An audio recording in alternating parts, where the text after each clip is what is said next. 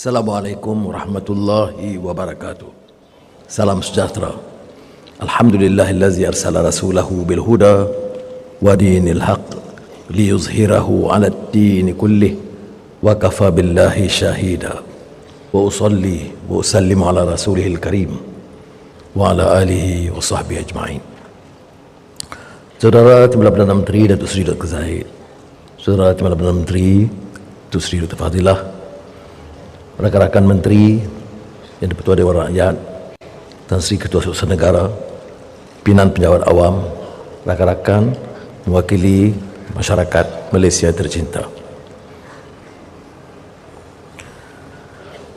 Hari ini di ambang kemerdekaan harus kita mulai dengan merenung, menyingkap lembaran sejarah tentang semangat jitu di kalangan rakyat, generasi bapa-bapa ibu-ibu kita yang telah bertekad memerdekakan negara, mengangkat martabat, mengembalikan maruah Malaysia, sekutu tanah Melayu, dan kemudian Malaysia sebagai negara merdeka.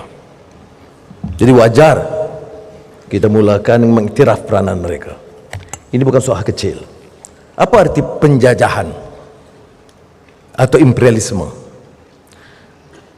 Ramai generasi muda kerana tidak pengalaman sama sekali dalam dunia penjajahan selain dari membaca lembaran sejarah, kurang mengerti bahawa penjajahan itu satu idea dan falsafah untuk menguasai negara dan rantau lain, bukan dari segi fizikal semata-mata, tapi menguasai dengan menetapkan kaedah pengertian hidup, budaya, ekonomi mengikut acuan mereka.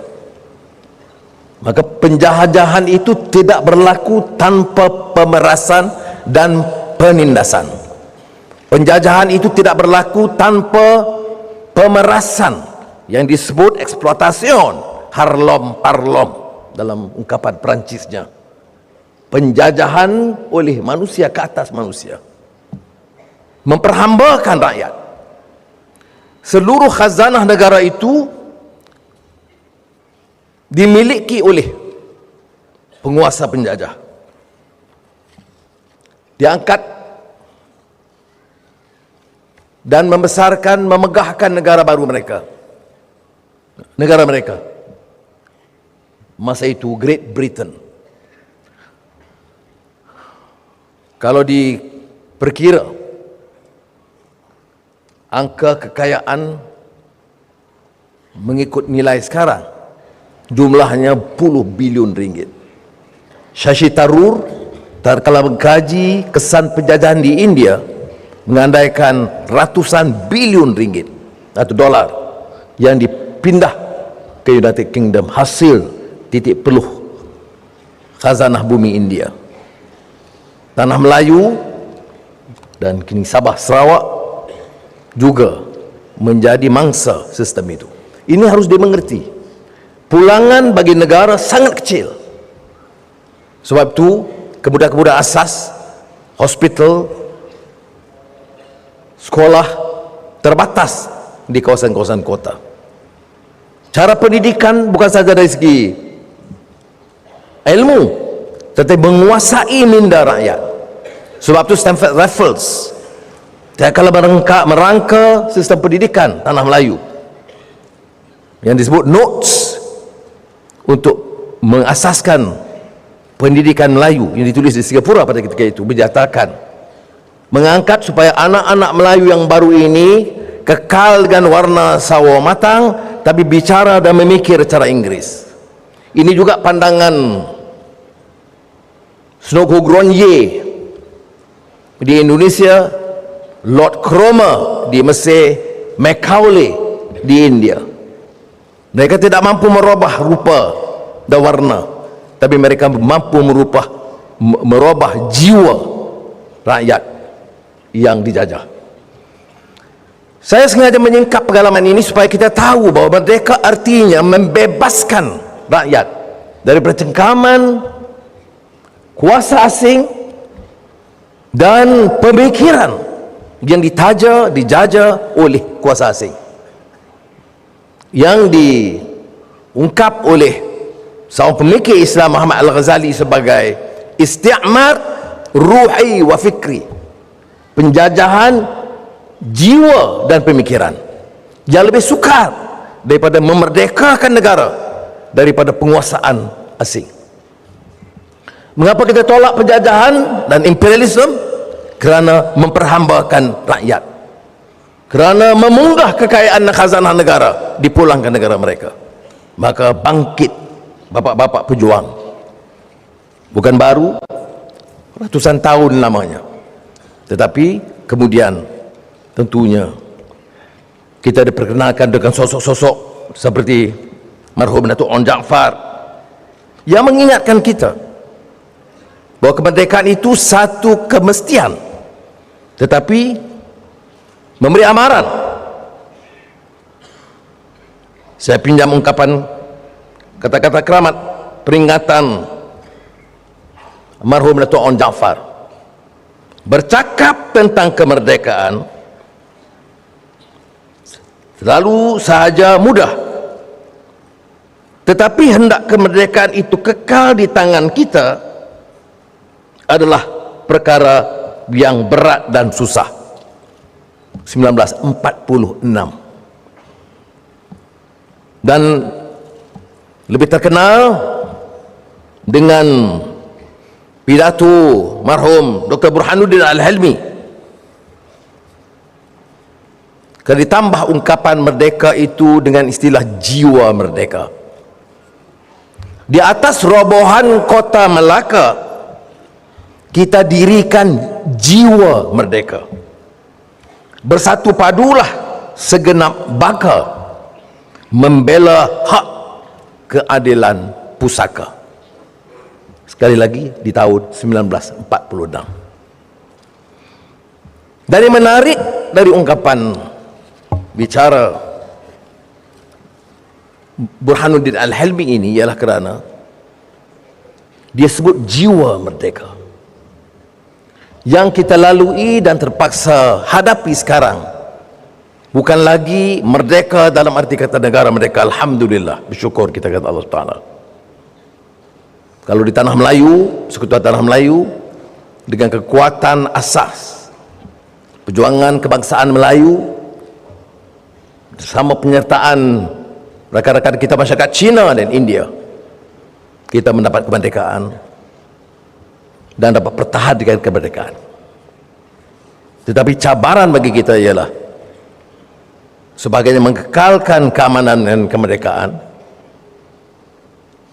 kerana tentunya belum terjamin tanpa kekuatan pertahanan, tentera dan polis.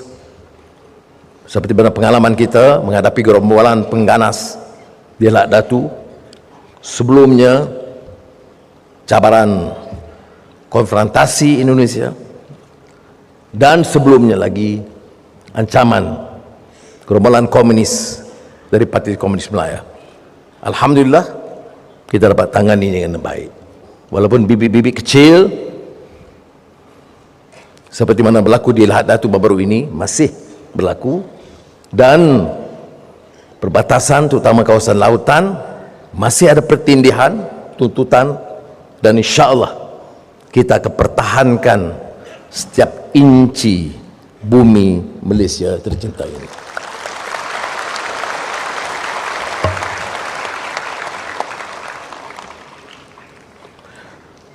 Kalau kita terima bahawa merdeka itu berarti membebaskan diri, minda dan jiwa, ini cabarannya sekarang. Mengapa kita tolak penguasaan oleh Governor General dan Resident dan pegawai-pegawai Inggeris? Bukan kerana sikap mereka saja, tapi kerana mereka memunggah kekayaan negara kita. Tapi benar, kita telah berjaya menggantikan elit politik, ekonomi dan sosial Inggris ini dengan elit politik dan sosial di kalangan pribumi dan rakyat tempatan. Tapi kita juga diperingatkan dan banyak kajian-kajian dibuat, karya-karya besar termasuk Franz Fanon tatkala mengupas The Wretched of the Earth tentang kesan penjajahan. Masalah lebih besar ialah jiwa yang terjajah. Negara merdeka, jiwa masih terjajah. Elit yang baru mengambil alih, warna kulitnya lain, bangsa dan agamanya lain, tetapi sikap keangkuhan dan memunggah kekayaan itu diteruskan. Sebab itu kita kena tekankan dan memaknai merdeka. Memaknai merdeka maknanya dari pimpinan tertinggi sehingga rakyat harus tahu bahawa negara ini adalah satu amanah, dan segala kuasa yang ada dari peringkat kecil di kampung atau di Kanpulu atau di pejabat daerah sehinggalah di Jabatan Perdana Menteri mesti melahirkan manusia yang jiwanya juga merdeka, yang tidak sanggup negara ini dijadikan perkakas untuk memperoleh habuan untuk golongan elit. Kajian ini menunjukkan bahawa usaha memastikan jiwa merdeka itu usaha yang berterusan. Memaknai merdeka maknanya segala khazanah, segala kekuatan dan usaha adalah untuk mengembalikan hak kepada rakyat, mengangkat martabat negara ini. Dan saya yakin kalau semangat ini ada di kalangan rakyat Malaysia, Malaysia akan muncul sebagai negara hebat dan gagah di Asia Tenggara ini. Syaratnya ialah semangat yang telah diperkukuh oleh bapak-bapak kita, persatuan, perpaduan, menerima kenyataan bahawa kita merdeka dengan suku kaum Induk Melayu dan Bumiputera, dengan pernyataan rekan-rekan lain, China, India, orang asli, dan kemudian dengan Malaysia, negara tercinta, penyertaan rekan-rekan Melanau, Dayak, Dusun, Kadazan, Bajau, Suluk, semuanya masuk dalam satu keluarga, dan kita mesti pertahankan semangat bahawa negara ini adalah negara milik semua rakyat Malaysia ini. Dan kesatuan dan perpaduan yang kita pupuk ini untuk apa? Untuk dijamin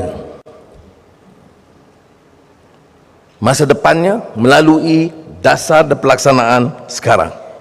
Sebab itu saya kata, dalam menyongsong ke hari muka,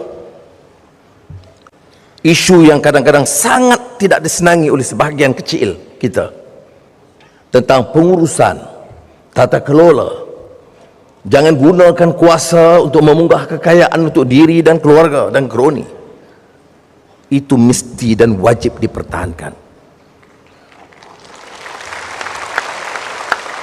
Masalah ni negara kita bukan masalah kaum, bukan masalah perbedaan kaum dan budaya dan agama. Allah jadikan perbedaan itu untuk lita'arafu, kenal dan hormat di antara satu sama lain. Dan kita bisa terima kenyataan itu. Tidak siapa yang harus pertikai peruntukan-peruntukan mutlak kukuh dalam perlembagaan negara kita. Soal bahasa Melayu, soal Islam agama persekutuan, soal hak keistimewaan Melayu Bumiputera, dan kedaulatan Raja-Raja Melayu. Dan negara ini tegak dulunya, tegak sekarang, dan insya Allah akan terus tegak hebat dengan memperakui kontrak sosial di antara semua kaum, dan jaminan semua bahawa hak setiap warga negara mengamalkan agama mereka, memuliakan budaya mereka, termasuk suku kaum mereka, tetap dipertahankan. Dan insya Allah kerajaan perpaduan dengan negara madani akan pertahankan hak setiap rakyat di bumi bertuah ini.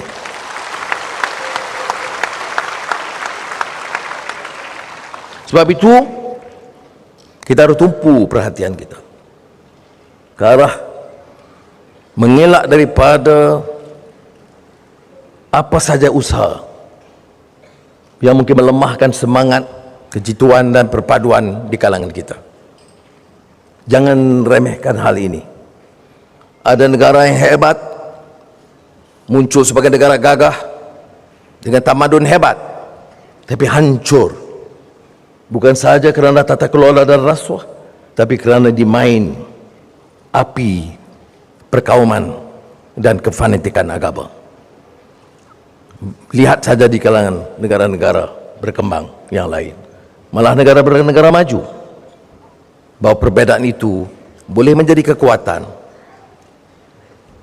Perbedaan itu boleh merusakkan sendi masyarakat dan kekuatan negara. Pilihan-pilihan kita, pilihan pimpinan, pilihan rakyat. Namanya pilihan, tetapi tentunya bagi yang berfikir dan waras, ini bukan pilihan.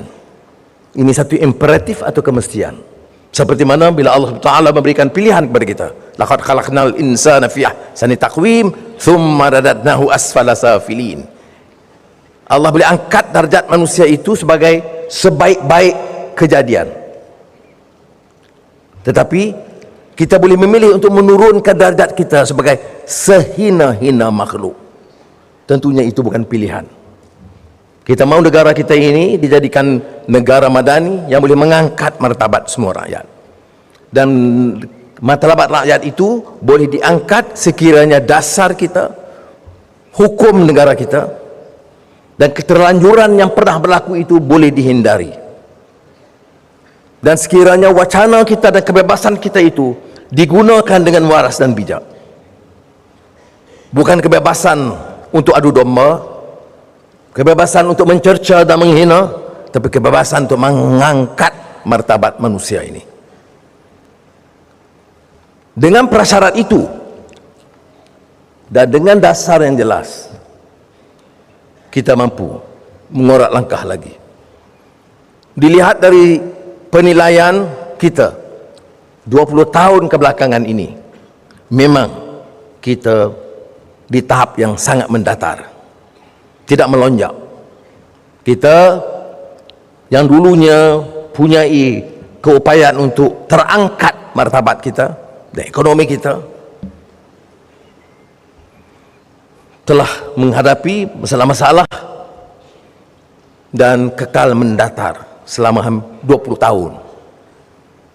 Kita boleh buat pilihan untuk terus dengan adu domba, syakwa sangka, permusuhan politik dan kaum, atau kita memilih untuk menyatakan sudahlah, mari kita gunakan dan manfaatkan waktu kita ini untuk merangka strategi dan bekerja sedaya upaya kita untuk mengangkat martabat negara ini. Bagi pihak pimpinan kerajaan dengan rakan-rakan penjawat awam dan swasta dalam rangka beberapa rencana penting di akhir tahun 2023 ini, kita kemukakan kerangka transisi tenaga, energy transition, yang mau meletakkan Malaysia ini ke depan, menggunakan hasil mahsul bumi ini dengan cara sangat berhemah, mengelak apa-apa bentuk ketirisan, menerima kenyataan bahawa soal persekitaran dan perubahan iklim suatu kemestian dan ketentuan, maka kita luncurkan. 2 hari lagi kita akan luncurkan plan perindustrian negara, bukan seperti mana biasa plan perindustrian, tetapi melakukan anjakan supaya tidak memutuskan ke arah sektor, tetapi ke arah matlamat dan mission, menjadikan Malaysia negara industri dengan teknologi tinggi, dengan transformasi digital, dan memberi ruang bagi ratusan ribu anak-anak muda dalam bidang pekerjaan baru. Sejauh selepas itu, kita akan lakukan apa yang disebut sebagai kajian separuh penggal rancangan Malaysia ke-12.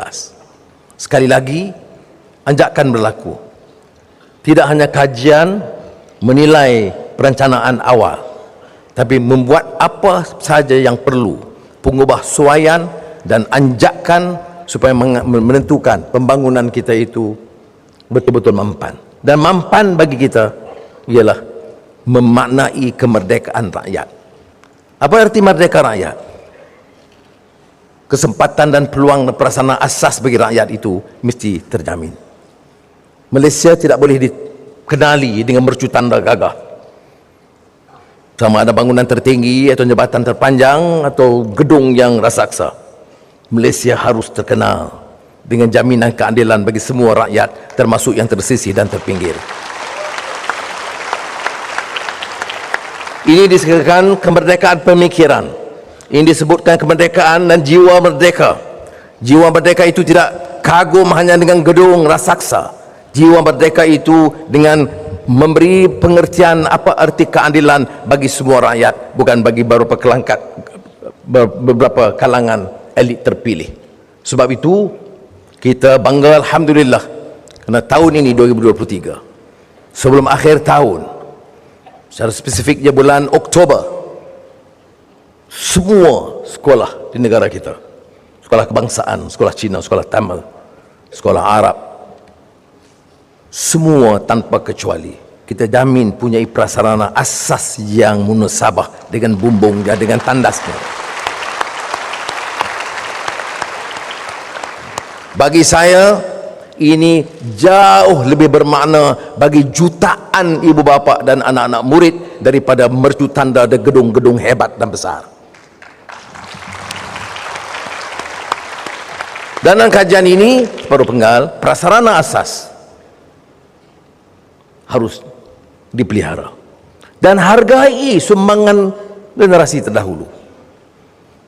Bila saya bersama dengan Kementerian Kerja Raya di Greek, saya terkesan kerana dipaparkan semula kisah derita dan pengorbanan tentera dan polis dan pegawai-pegawai pekerja Jabatan Kerja Raya yang terkorban kerana serangan pengganas komunis di Lebuh Raya.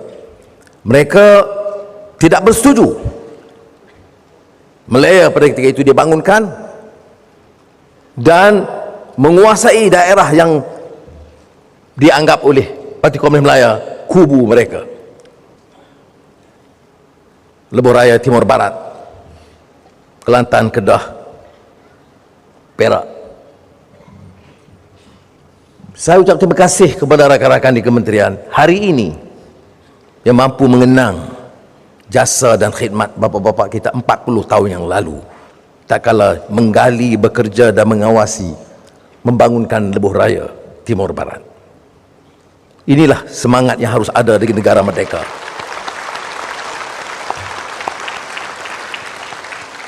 Dan saudara, jika prasarana sedemikian ada, seperti juga Lebuh Raya Pen Borneo yang kita bicarakan sekarang, kita boleh tumpu ke satu tahap yang lebih tinggi yang saya singgung tadi, transformasi digital, industri transformasi digital, dan dapat menjadi bukan saja mengembalikan Malaysia sebagai destinasi pelaburan unggul, tetapi meningkat keupayaan kita.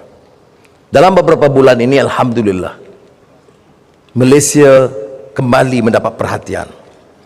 Beberapa syarikat besar, seperti sudah tahu, baik Elon Musk, baik dari Amerika, atau Geely dari negara China,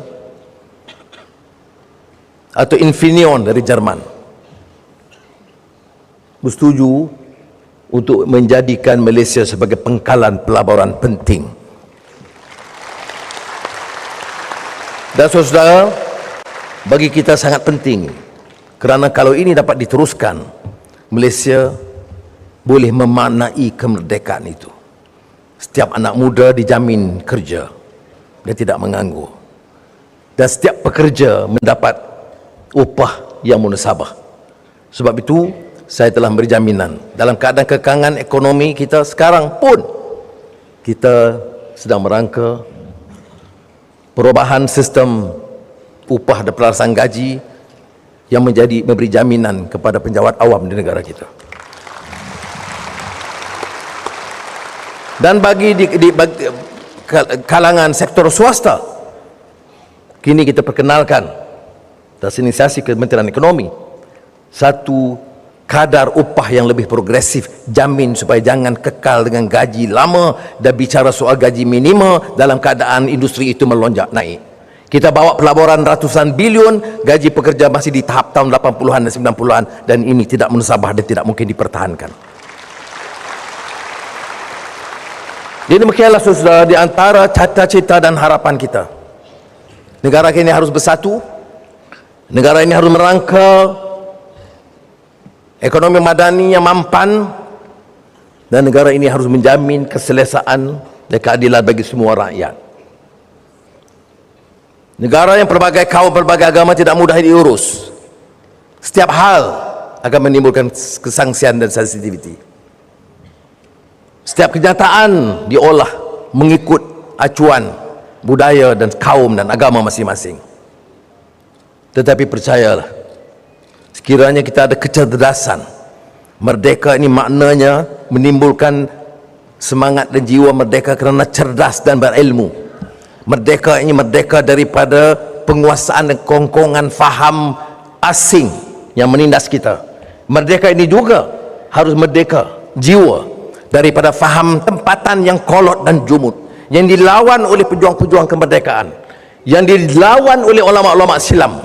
Bukan sahaja kuasa barat atau kuasa penjajah, tetapi juga kuasa dan pemikiran yang jumud yang mengongkong kita atas nama kaum dan agama yang sempit, dan ini harus ditolak kerana ia akan mendapatkan satu suasana yang terkongkong dan terjajah.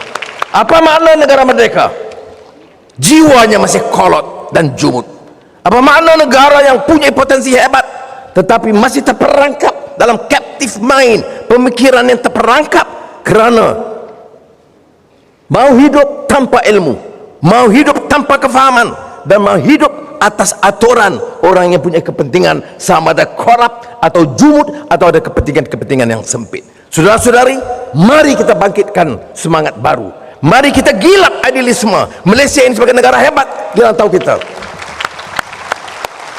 Mari kita manfaatkan waktu yang ada dan sisa-sisa hidup kita ini untuk berbuat bakti kepada diri, keluarga, masyarakat dan negara kita.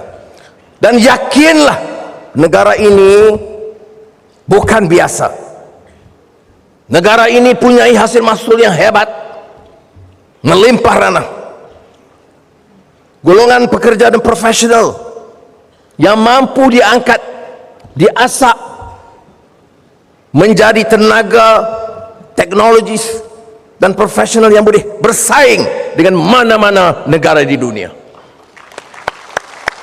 Syaratnya saudara, kita angkat martabat ini. Hindari dari pandangan pemikiran penjajah dan pemikiran yang jumud, yang memperbodohkan rakyat dan menghina kita sebagai manusia. Allah berikan akal dan kecerdasan. Mari kita gilap supaya jangan kita diperkotak-katikkan, dihina dan dipermainkan atas nama apapun. Merdeka maknanya merdeka rakyat. Negara sudah merdeka berdekad-dekad, yang belum merdeka ialah jiwa kita dan pemikiran kita. Sebab itu saya akhiri dengan mengingatkan balik apa yang disebut oleh Burhanuddin Al-Hilmi, maksud dan memaknai jiwa merdeka ataupun Muhammad Al-Ghazali, supaya kita betul-betul terlepas daripada isti'mar ruhi wa fikri, penjajahan ruh, jiwa dan pemikiran. Merdeka tahun 2023, merdeka di negara keramat Persekutuan Tanah Melayu, dan bersama Malaysia 16 September bersama Sabah dan Sarawak, maknanya satu babak baru bagi negara kita. Bila kita bicara bukan sahaja merdeka negara, tapi merdeka rakyat. Bukan sahaja merdeka fizikal, tapi merdeka jiwa dan pemikiran rakyat. Semoga Allah SWT memberikan kekuatan. Wassalamualaikum warahmatullahi wabarakatuh.